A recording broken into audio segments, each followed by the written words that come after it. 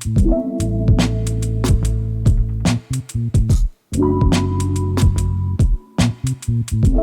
सभी का एक बार फिर से नेक्स्ट जेन नर्सिंग क्लासेस में, जैसा कि हमने पिछले लेक्चर में क्या देखा था, हाइपोकैल्सीमिया देखा था कि हाइपोकैल्सीमिया किस कंडीशन को बोलते हैं। वैसे ही आज हमारा टॉपिक है हाइपरकैल्सीमिया की हाइपरकैल्सीमिया क्या होता है, किस कंडीशन को हम हाइपरकैल्सीमिया बोलते हैं। क्या होता है हाइपरकैल्सीमिया, कौन सा लेवल होता है जो हाइपरकैल्सीमिया को क्या करता है, डिनोट करता है, उसके बारे में हम क्या करेंगे, स्टडी करेंगे। हाइपरकैल्सीमिया क्या होता है? Hypercalcaemia means serum calcium concentration, serum calcium concentration कितना, more than 10.5, more than 10.5 mg पर डीएल क्या हो जाए, ज्यादा हो जाए 10.5 mg पर डीएल से।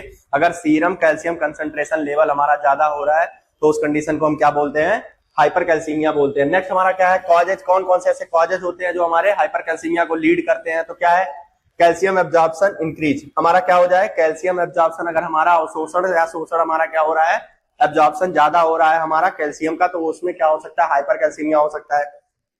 कैल्शियम एक्सक्रीशन डिक्रीज, अगर हमारे बॉडी से कैल्शियम का मात्रा जो है वो पूरी तरीके से नहीं निकल पा रहा है और वो रिस्टोर हो रहा है, तो उसकी वजह से कैल्शियम का लेवल क्या हो सकता है, इंक्रीज हो सकता है। और bone restoration of calcium increase, और हमारे बोन में कैल्शियम का जो रिस्टोरेशन है वो क्या हो जाए, इंक्रीज हो जाए, उसकी वजह से क्या हो सकता है, कैल्शियम इंक्रीज हो सकता है हमारी बॉडी में। और कितना हो सकता है, मोर देन 10.5 mg पर डीएल से ज्यादा हो सकता है। नेक्स्ट हमारा क्या है, प्रोलॉन्ग्ड इमोबिलाइजेशन, बार बार हमारे बॉडी, हमारे उसमें आ रहा है स्लाइड में कि इमोबिलाइजेशन, इमोबिलाइजेशन का मतलब होता है जब बॉडी हमारी क्या नहीं करती है, मूवमेंट नहीं करती है प्रॉपर तरीके से, और प्रोलॉन्ग्ड हम क्या करते हैं, बेड रिडन बन जाते हैं, या कोई आईसीयू का पेशेंट है उसमें क्या हो जाता है, कैल्शियम लेवल इंक्रीज हो जाता है। नेक्स्ट हमारा क्या है, large doses of vitamin D, अगर हम विटामिन डी के डोजेस को क्या कर रहे हैं, बहुत ज्यादा इंटेक कर रहे हैं, बहुत ज्यादा ले रहे हैं, उसकी वजह से भी कैल्शियम का क्या हो सकता है, लेवल इंक्रीज हो सकता है। नेक्स्ट है over use of calcium supplement, और हम बहुत ज्यादा कैल्शियम के सप्लीमेंट को क्या कर रहे हैं,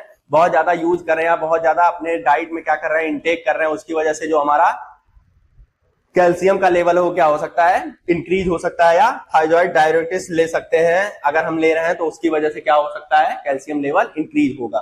नेक्स्ट हमारा क्या है, कौन कौन से ऐसे साइन एंड सिम्टम्स हम शो कराएंगे या हमको दिखाई देगा किसमें, हाइपरकैल्सीमिया में। तो क्या है, एनोरेक्सिया, नोजिया, वोमिटिंग, फटीग और लेथार्जी। और क्या क्या हमको दिखाई दे सकता है, भूख ना लगना, या हमको नोजिया और वोमिटिंग फील हो सकती है, हमको बहुत ज्यादा थकान फील हो सकती है, और लेथार्जी फील हो सकती है। ब्रेडिकार्डिया, हमारा जो हार्ट रेट है वो क्या हो सकता है, डिक्रीज शो हो सकता है किसमें, हाइपरकैल्सीमिया में। नेक्स्ट हमारा क्या है, कॉन्स्टिपेशन, हमको कॉन्स्टिपेशन देखने को मिल सकता है। Hypo active bowel sound, hypo active bowel sound मतलब जो हमारा बावेल का मूवमेंट है वो क्या हो जाएगा, स्लो हो जाएगा, जिसकी वजह से पेरिस्टाल्सिस मूवमेंट लो हो जाएगी, जिसकी वजह से हमारा कॉन्स्टिपेशन लीड करेगा। नेक्स्ट हमारा क्या है, cardiac arrest in case of hypercalcaemia crisis, अगर हाइपरकैल्सीमिया की क्राइसिस हो जाती है, हाइपरकैल्सीमिया बहुत ज्यादा बढ़ जाती है, उसकी वजह से हमारा कार्डियक अरेस्ट होने के चांसेस बढ़ जाते हैं।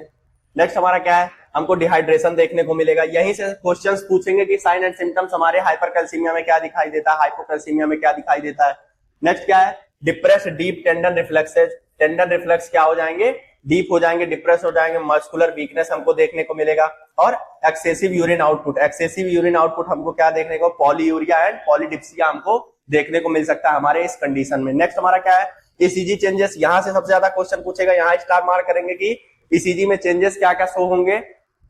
जैसे हाइपोकैल्सीमिया में कुछ ईसीजी चेंजेस हो रहे थे, वैसे ही हमारे हाइपरकैल्सीमिया में भी क्या होंगे। तो इसमें क्या होगा, शॉर्ट एंड क्यूटी इंटरवल, जो क्यूटी इंटरवल होगा, जो क्यूटी इंटरवल के बीच की जो टाइमिंग होगी या जो हमारा इंटरवल बन रहा है उसमें क्या हो जाएगा, शॉर्ट एंड हो जाएगा, जो क्यूटी इंटरवल हो जाएगा वो क्या हो जाएगा, कम हो जाएगा। और क्या होगा, depress T wave, T wave हमारा क्या डिप्रेस शो होगा किस कंडीशन में, हाइपरकैल्सीमिया में। और रीनल स्टोन भी हमको देखने को मिल सकता है, अगर हम रीनल स्टोन जब पढ़ते हैं तो उसमें देखते हैं अलग अलग तरीके के रीनल स्टोन होते हैं, किन किन वजहों से हो रहे हैं, तो उसमें कैल्शियम ग्लूकोनेट करके एक एब्जॉर्प्शन ज्यादा होती है, तो उसकी वजह से स्टोन होने के चांसेस बढ़ जाते हैं। तो वो वाले जो स्टोन होते हैं वो इसकी वजह से, हाइपरकैल्सीमिया इंटेक करने की वजह से हो सकते हैं। नेक्स्ट हमारा क्या है, मेडिकल मैनेजमेंट क्या करेंगे, विद होल्ड ओरल कैल्शियम, हम क्या करेंगे, विद होल्ड का मतलब होता है कि हम उसको क्या कर देंगे, स्टॉप कर देंगे, किसको, ओरल कैल्शियम, हम ओरली तरीके से कोई भी कैल्शियम का इंटेक करना क्या कर देंगे, बंद कर सकते हैं। विटामिन डी सप्लीमेंट्स को क्या करें, थियाजाइड्स, डायबिटिक्स को क्या कर सकते हैं, अवॉइड कर सकते हैं। नेक्स्ट हमारा क्या है, dialysis in case of renal failure, अगर रीनल फेलियर शो हो रहा है या बहुत ज्यादा यूरिन आउटपुट हो गया या बहुत ज्यादा कंडीशंस खराब हो गए तो उस टाइम पे हम क्या कर सकते हैं, पेशेंट को डायलिसिस पे रख सकते हैं। नेक्स्ट हमारा क्या है, nursing care. As a nursing officer या नर्सिंग स्टाफ हम कौन सी केयर प्रोवाइड करेंगे, क्या है, monitor serum calcium level. As per नो हमको कैल्शियम लेवल को क्या करने है, मॉनिटर करते रहना है, जिससे हमको क्या पता चले क्या हमारी कंडीशन सही हो रही है, उससे ज्यादा खराब हो रही है। तो हमारे लिए सबसे ज्यादा जरूरी है कि लेवल को हम क्या करते रहे, एसेस करते रहे। नेक्स्ट हमारा क्या है, discourage excessive intake of dietary products.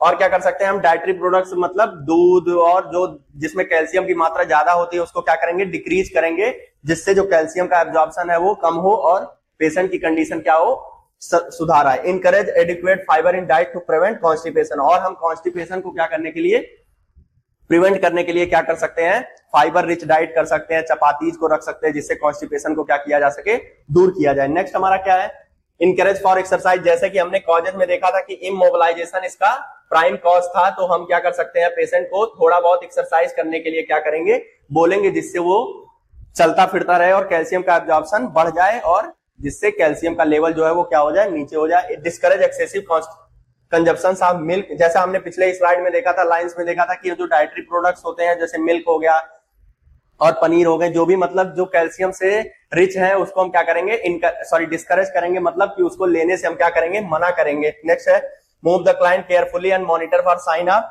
Pathological fracture. जैसे कि हम क्या कर सकते हैं, बहुत केयरफुली उसको क्या करेंगे, मॉनिटर करेंगे कि वो जो मोबिलाइजेशन कर रहा है उसको हम बहुत विशेष तरीके से ध्यान देंगे कि कोई ऐसा कंडीशन ना हो जिसकी वजह से कोई पैथोलॉजिकल फ्रैक्चर या कुछ भी दिखाई ना दे। ये हमारा क्या है, हाइपर कैल्सीमिया के बारे में हमने देखा कि जब मोर देन 10.5 mg/dl हमारा क्या हो जा रहा था, सीरम कैल्शियम लेवल हो जा रहा था, उस टाइम पे हम क्या कंडीशन बोलेंगे, हाइपर कैल्सीमिया बोलेंगे। उसके कॉजेस के बारे में देखा और साइन एंड सिम्टम्स के बारे में देखे और मेडिकल मैनेजमेंट और नर्सिंग केयर में देखा। ऐसे ही हम एक नए टॉपिक के साथ मिलेंगे, तब तक थैंक यू सो मच।